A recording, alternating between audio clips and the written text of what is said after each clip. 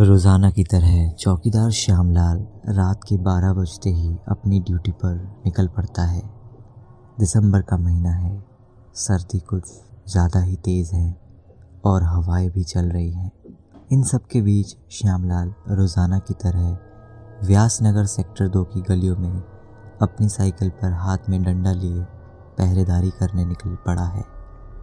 Shyamlal cycle चलाते हुए मन ही मन अपने से बातें करता है। वो कहता है, आज ठंड कुछ ज़्यादा ही है, साथ में हवाएं भी चल रही है। मन कर रहा है सिर्फ सेक्टर 2 की पहरेदारी ख़त्म करके ही घर चला जाऊं, पर क्या करूं, ड्यूटी में बेईमानी करना मेरे उसूलों के खिलाफ है। चाहे कितनी भी ठंड हो, मैं अपनी ड्यूटी पूरी करके ही जाऊंगा। श्यामलाल एक ईमानदार और बहादुर चौकीदार है। श्यामलाल करीबन 12 सालों से चौकीदारी कर रहा है। अब श्यामलाल की उम्र 55 साल है, लेकिन वो किसी युवा से कम नहीं। वैसे श्यामलाल को व्यासनगर की रखवाली करते हुए अभी एक ही हफ्ता हुआ है, लेकिन उसके काम करने के तरीके से सभी लोग खुश हैं और ठेकेदार ने भी श्यामलाल को व्यासनगर के सभी 6 सेक्टर पहरेदारी करने के लिए दे दिए हैं। श्यामलाल साइकिल चलाते हुए पहरेदारी कर रहा था। देखते ही देखते श्यामलाल आखिरी सेक्टर पर आ जाता है। श्यामलाल अपने मन में कहता है, ये लो, आ गया आखिरी सेक्टर। बस इसको पूरा करके घर की ओर जाऊंगा। लेकिन इस सेक्टर में इतना अंधेरा क्यों है भाई? लगता है लाइटें ख़राब है। ठेकेदार साहब से बोलकर इस सेक्टर की स्ट्रीट लाइट सही करवा लूँगा। वक्त गुजरता गया। रात के करीबन 3 बज चुके थे। श्यामलाल सेक्टर 6 की भी पहरेदारी लगभग पूरी कर चुका था।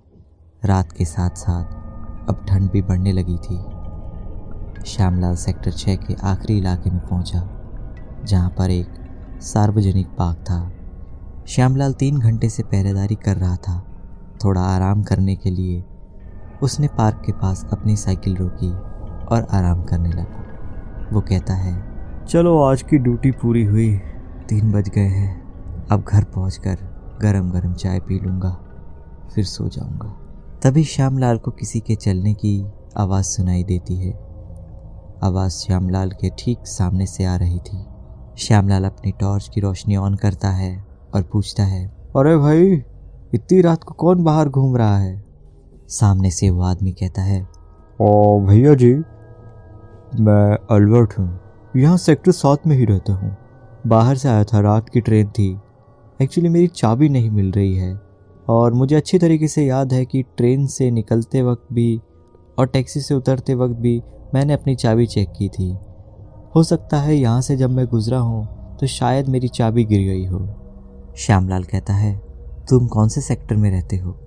एल्बर्ट कहता है, मैं सेक्टर 7 में रहता हूँ। आप यहाँ के चौकीदार हैं? मैंने आपको आज पहली बार देखा है।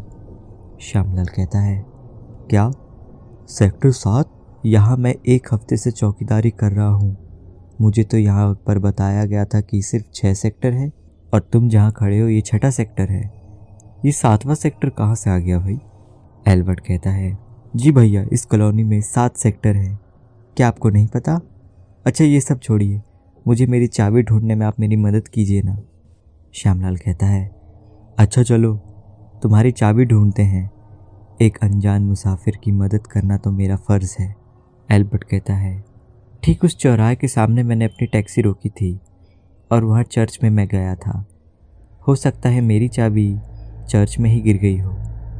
श्यामलाल कहता है, तो बात ख़त्म हो गई ना, चलो चर्च में चलते हैं। वैसे इस कॉलोनी के आसपास कोई चर्च भी है? तुम कौन से चर्च की बात कर रहे हो? खैर छोड़ो, इस समय तुम्हें मेरी मदद की ज़रूरत है। चलो चलकर तुम्हारी चाबी ढूंढते हैं। रास्ते में श्यामलाल और एल्बर्ट एक दूसरे से बात करते हुए चर्च तक पहुंचते हैं। चर्च में पहुंचने के बाद श्यामलाल कहता है, क्या बात है, इतना प्यारा चर्च तो मैं पहली बार यहाँ देख रहा हूँ। इससे पहले तो मैंने ऐसा कोई चर्च यहाँ नहीं देखा। एल्बर्ट कहता है, अरे भैया, ये चर्च तो कब से बना हुआ है। ये इस नगर का सबसे पुराना चर्च है। जब मैं सिर्फ 5 साल का था तब इस चर्च का निर्माण हुआ था। श्यामलाल थोड़ा सोच में पड़ जाता है कि वो लगभग 1 हफ्ते से इस सेक्टर की रखवाली कर रहा है, लेकिन उसने आज तक इस चर्च को नहीं देखा। इन सब बातों को हटाकर एल्बर्ट और श्यामलाल चर्च के अंदर जाते हैं और दोनों अंदर जाकर चाबी को ढूंढने की कोशिश करते हैं। कुछ ही समय बाद श्यामलाल को चाबी मिल जाती है। श्यामलाल एल्बर्ट को कहता है, अरे एल्बर्ट भाई, ये क्या तुम्हारी चाबी है? इस पर तो तुम्हारे नाम का छल्ला लगा हुआ है। यस, ओ जीसस, ये तो मेरी ही चाबी है। आपका बहुत बहुत शुक्रिया। श्यामलाल कहता है, ये तो मेरा फ़र्ज़ था भाई, इसमें शुक्रिया की कोई बात नहीं है। चलो काफ़ी रात हो चुकी है, कुछ ही घंटों में सुबह हो जाएगी। अब तुम आराम से अपने घर जाओ और मैं भी अपने घर जाता हूँ। एल्बर्ट कहता है, नहीं नहीं भाई, तुमने मेरी बहुत मदद की है, मैं तुम्हारा एहसानमंद हूँ, मैं तुम्हें ऐसे ही नहीं जाने दूँगा। मेरे घर चलो, दोनों एक एक कप गर्म कॉफ़ी पियेंगे और कुछ ही घंटों में सुबह भी होने वाली है, तो तुम मेरे घर में ही आराम कर लेना और सुबह होते ही तुम अपने घर चले जाना।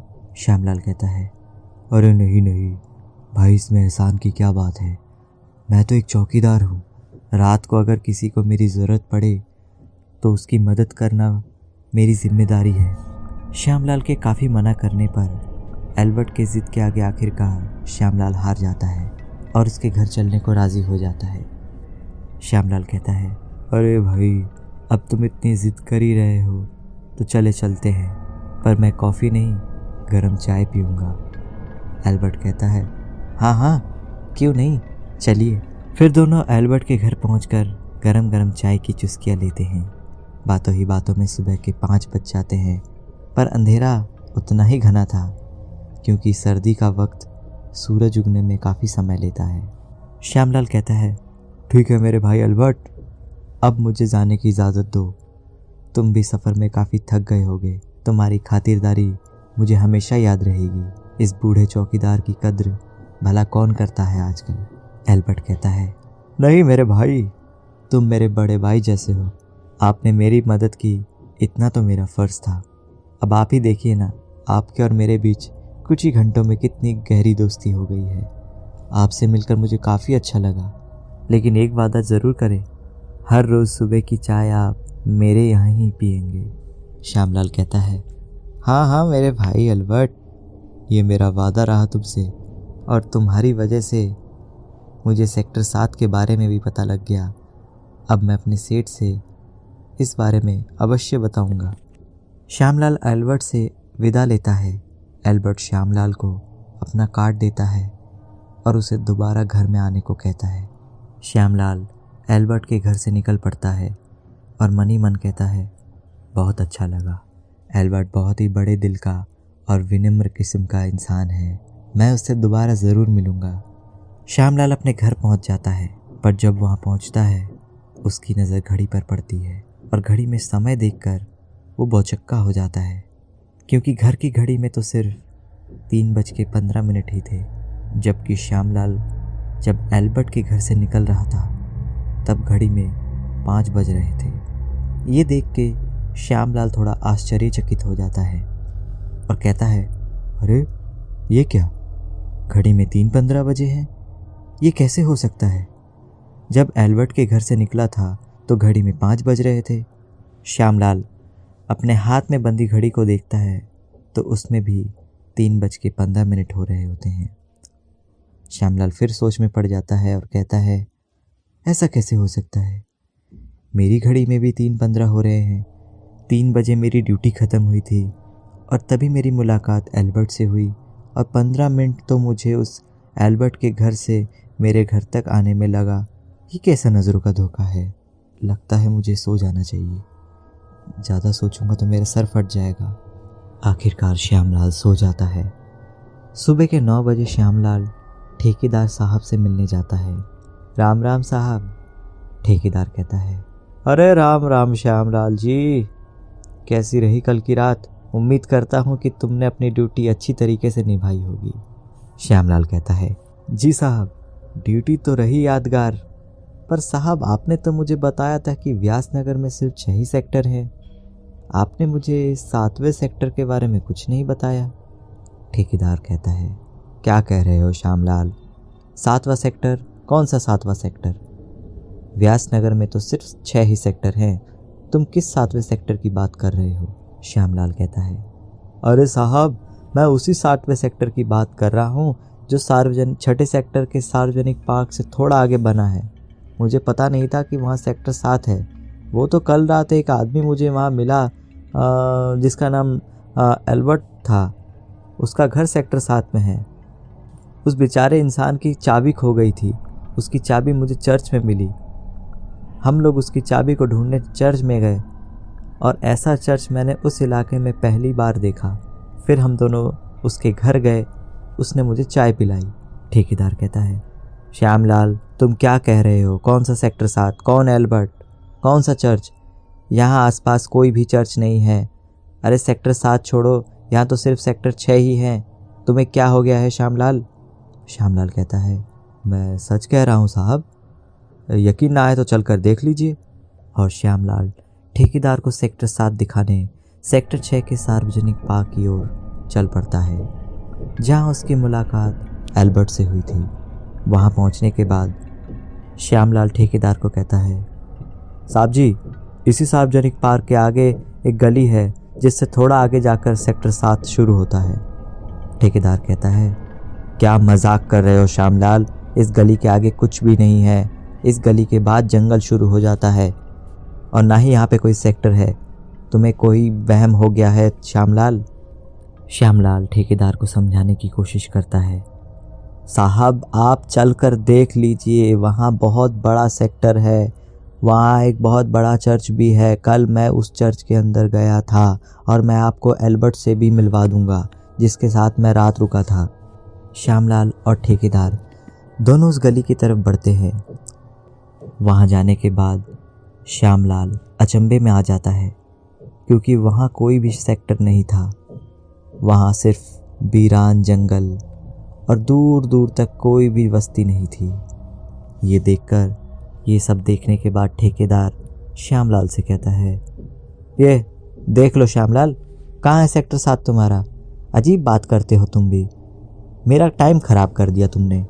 श्यामलाल घबराते हुए ठेकेदार से कहता है, साहब यकीन मानिए, मैं यहाँ कल आया था। यहाँ एक बहुत बड़ी बस्ती थी जिसे सेक्टर 7 कहा जाता है और यहीं से मैं एल्बर्ट नाम के एक आदमी से मिला था।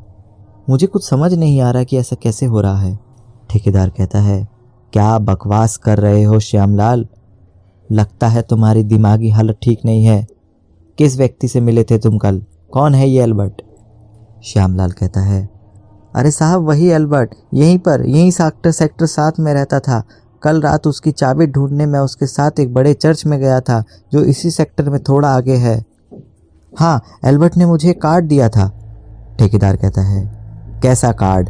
बताओ ज़रा। श्यामलाल कहता है, एल्बर्ट डिसूजा, ये देखिए, Albert D'Souza sector 7 Johnson colony Arastupur 34600। ठेकेदार कहता है, क्या? ये कैसा अजीब सा पता है और ये यहाँ का नहीं है। हमारे इस सेक्टर में कोई भी ऐसी कॉलोनी नहीं बनी हुई है श्यामलाल। श्यामलाल कहता है, साहब एल्बर्ट ने मुझे यही कार्ड दिया था और उसने कहा था कि अगर कोई ज़रूरत हो तो मुझे कॉल कर लेना। ठेकेदार अपना मोबाइल निकालता है और कहता है, अच्छा मैं अपने नंबर से कॉल मिलाकर देखता हूँ, देना नंबर।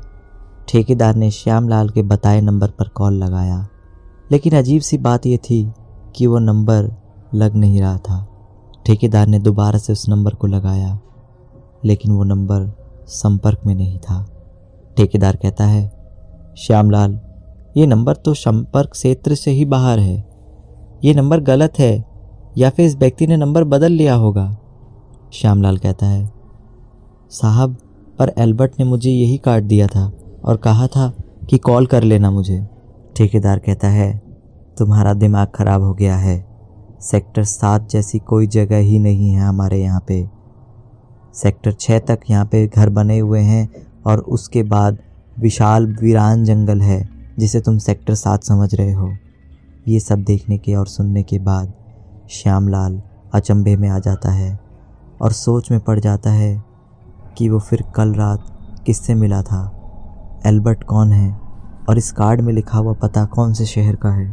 ठेकेदार और श्यामलाल दोनों अपने अपने घर चले जाते हैं, लेकिन श्यामलाल आज भी सोच रहा है कि वो उस दिन उस रात किससे मिला था, कौन है वो आदमी। तो दोस्तों, अगर वीडियो आपको अच्छी लगती है तो वीडियो को लाइक करें और चैनल पर नए हैं तो चैनल को सब्सक्राइब करें। मैं बहुत ही जल्द मिलता हूँ दूसरी किसी कहानी के साथ।